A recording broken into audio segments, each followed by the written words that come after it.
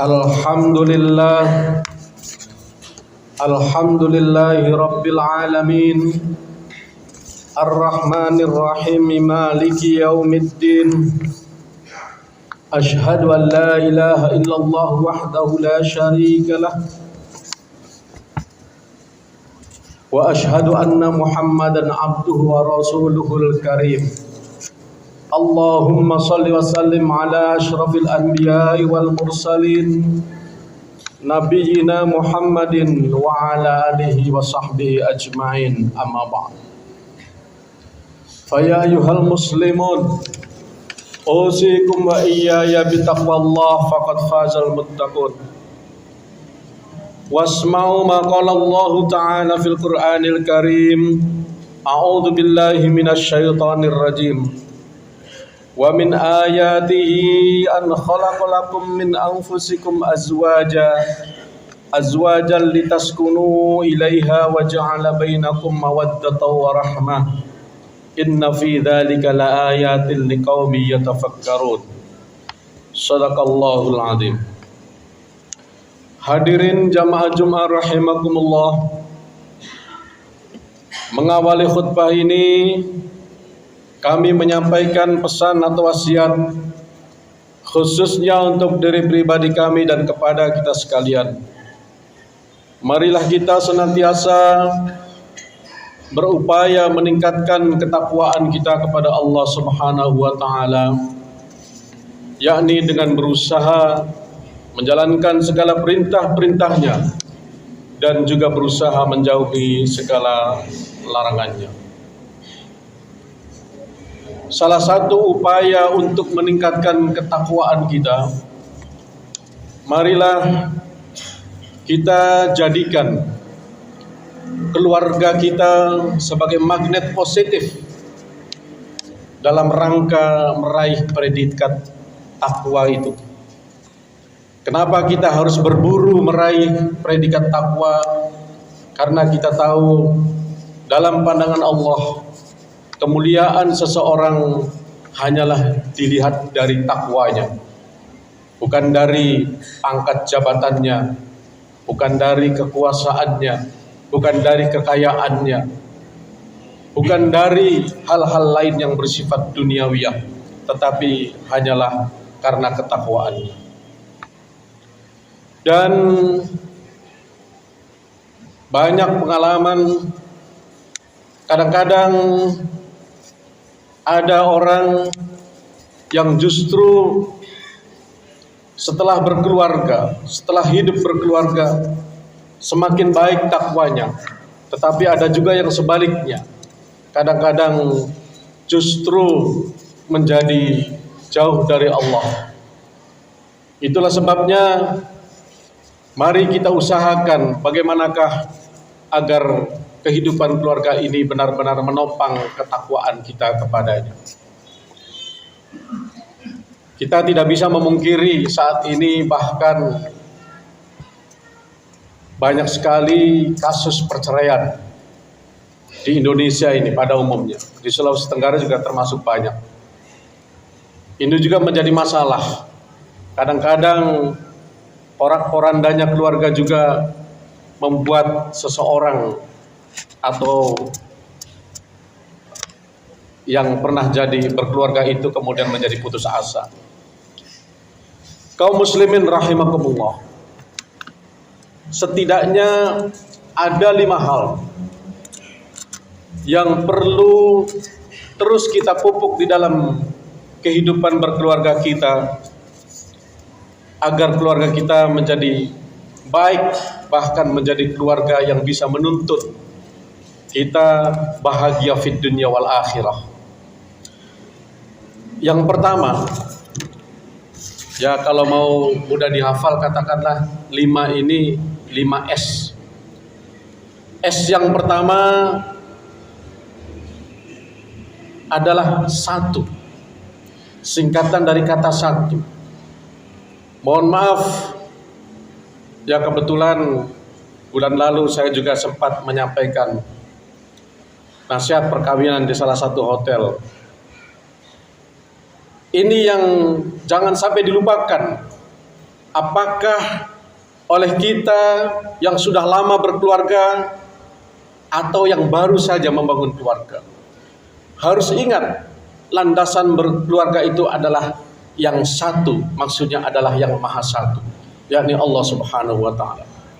Maka dari itu, niatkanlah hidup berkeluarga itu hanya karena Allah semata-mata. Kita boleh menurut Nabi memilih istri yang cantik, istri yang kaya, istri yang turunan orang yang hebat. Tetapi yang paling penting dan lebih penting adalah bagaimana istri atau pasangan hidup kita, suami kita adalah yang beragama. Kenapa yang beragama lebih dipentingkan? Karena itu agar kita bisa tertuntun terus berdekatan dengan Allah Subhanahu wa Ta'ala.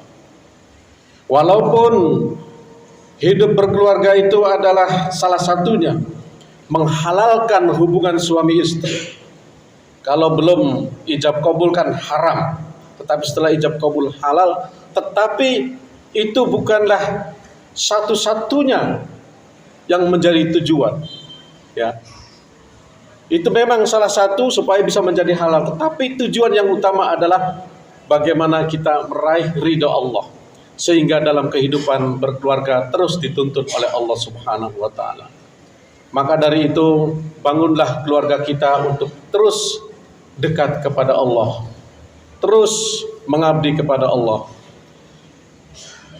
Karena kita tahu bahwa pada hakikatnya tujuan hidup kita atau Allah menciptakan manusia ini, wa ma khalaqtul jinna wal insa illa liya'budun, hanyalah untuk mengabdi kepadanya. Kemudian yang kedua, ini juga yang kadang mulai terpupus atau mulai hilang ketika kehidupan berkeluarga itu sudah jalan beberapa bulan atau beberapa tahun, yakni sayang. Padahal kita sering mendengar, sering membaca ayat yang saya sampaikan di awal tadi, itu sebenarnya ayat yang sangat viral. Karena apa? Karena ayat itu pasti dicantumkan di dalam undangan-undangan pernikahan, yakni di dalam surat Ar-Rum ayat 21.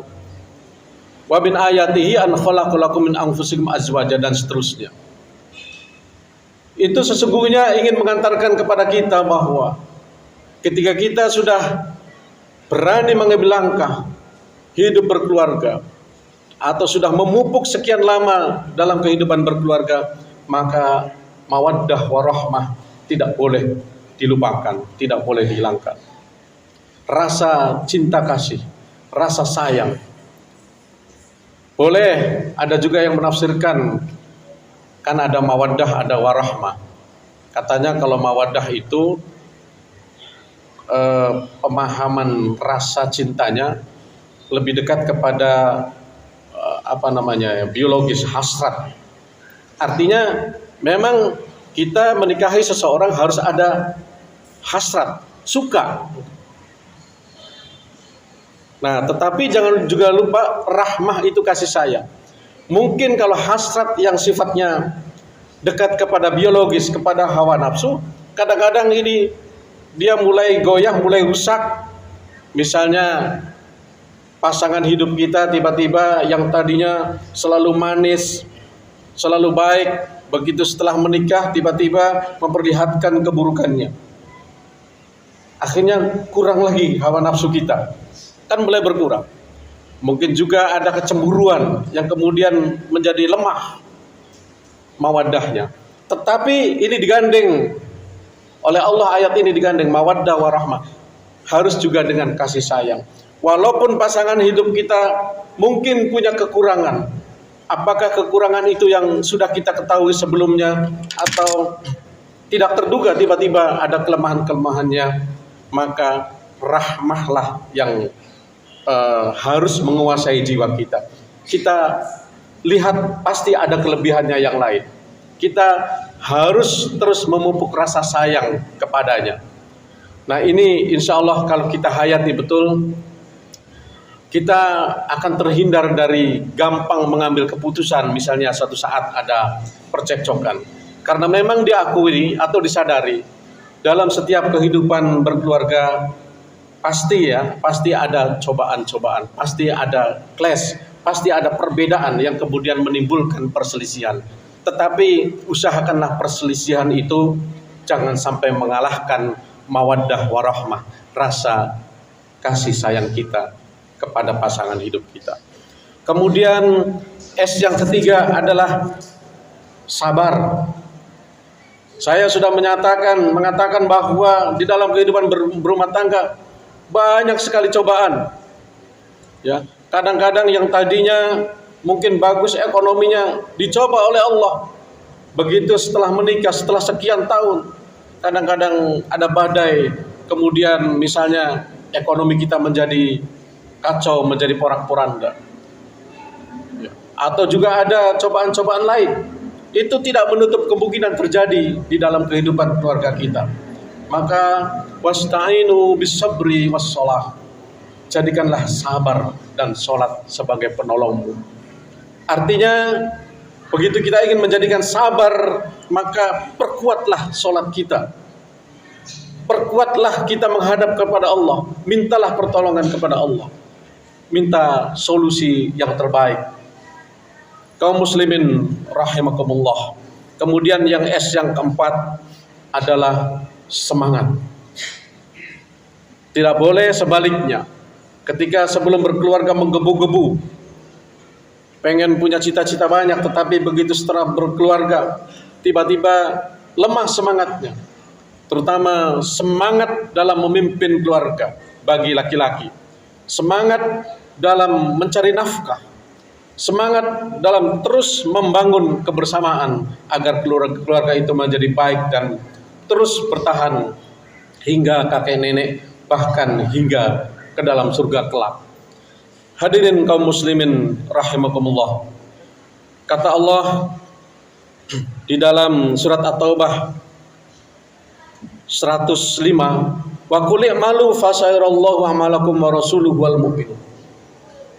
Semangat dalam mencari nafkah, bekerja itu merupakan satu kewajiban yang tidak boleh kendor.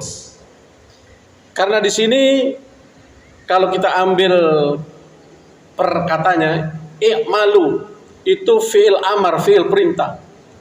Katakanlah wahai Muhammad, i'malu, bekerjalah kalian. Wajib hukumnya.